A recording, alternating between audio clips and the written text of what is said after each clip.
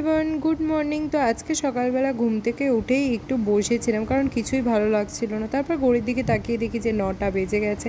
আর দেখো সকাল থেকে বাইরে এত রোদ, কিন্তু হাওয়াও ছিল, কিন্তু প্রচণ্ড গরম ছিল।